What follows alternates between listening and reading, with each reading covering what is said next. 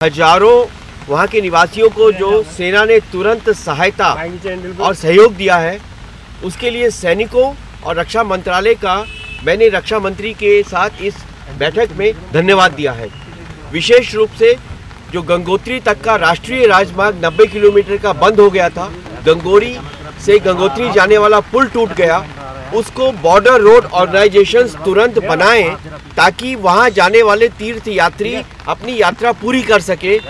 इसके लिए रक्षा मंत्री ने अभी बीआरओ के चीफ से बात की है और यह यात्रा अब 2-3 दिन में खुल सकेगी, ऐसा उन्होंने अभी फोन करके आश्वासन दिया है। मैंने इस तुरंत सहायता के लिए रक्षा मंत्री श्री एंटनी का पूरे उत्तराखंड की जनता की ओर से धन्यवाद दिया है। ये लाखों तीर्थयात्री यदि बिल्कुल रुक जाएंगे और गंगोत्री तथा गोमुख नहीं जा पाएंगे तो न केवल यात्रा बंद रहेगी बल्कि वहां के लाखों निवासियों की अर्थव्यवस्था पर एक कुठाराघात होगा और वहां बाढ़ के बाद दरिद्रता और आर्थिक कहर टूट पड़ेगा।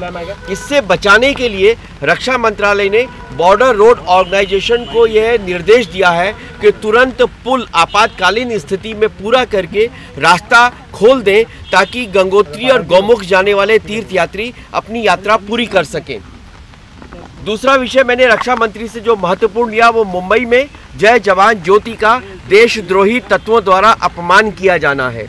मैंने उनसे यह मांग की है कि ऐसे देशद्रोहियों को जिन्होंने सैनिकों के शहीद सैनिकों के सम्मान में बने स्मारक का अपमान किया, उसे तोड़ा, उनको कैपिटल पनिशमेंट तक ले जाना चाहिए और यह भारत पर युद्ध के समान है। रक्षा मंत्री ने मुझे यह आश्वासन दिया है कि वे इस बारे में आज ही महाराष्ट्र के मुख्यमंत्री से बात करेंगे और जिन लोगों ने सैनिक स्मारक का अपमान किया है उनको तुरंत पकड़ने तथा कड़ी से कड़ी सजा दिलाने के लिए कहेंगे। हमने ये मांग की है कि जिन्होंने सैनिकों का अपमान किया और शहीद सैनिकों के स्मारक को तोड़ा, उनको कसाब की तरह से ही कैपिटल पनिशमेंट दिया जाना चाहिए। वे जिंदा रहने योग्य नहीं है।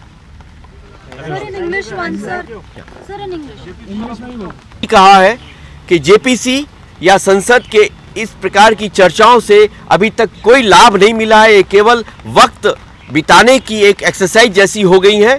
जो कोलगेट पर सीएजी की रिपोर्ट आई है वे अपने आप में इतनी प्रमाणपूर्ण, स्पष्ट और साफ है कि जब तक प्रधानमंत्री त्यागपत्र नहीं देते और किसी भी कार्रवाई का कोई अर्थ नहीं है।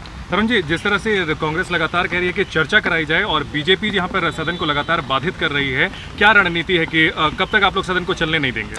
जहां सदन में चर्चा करना हमारा लोकतांत्रिक और संवैधानिक अधिकार है, वहां जब निराशा और हताशा के गर्त में विपक्ष को एक कोने में धकेलकर सत्ता पक्ष केवल समय खरीदने की एक टैक्टिक कर रहा हो, तो सदन को स्थगित करना भी हमारा लोकतांत्रिक और संवैधानिक अधिकार है न्याय प्राप्त करने के लिए। राजीव शुक्ला ने कल जिस तरह से सदन को स्थगित करवाया, लोक सभापति को बोल के, आप उस पर क्या कहना चाहेंगे? संसदीय यह घटना स्वयं में अपनी मर्यादा और शालीनता की ऐसी परिभाषा करती है कि जिस पर सभी समाचार पत्रों ने और नेताओं ने जो टिप्पणियां की है, अब उस पर और टिप्पणी करने की कोई आवश्यकता ही नहीं बचती। इसका जवाब तो राजीव जी ही देंगे।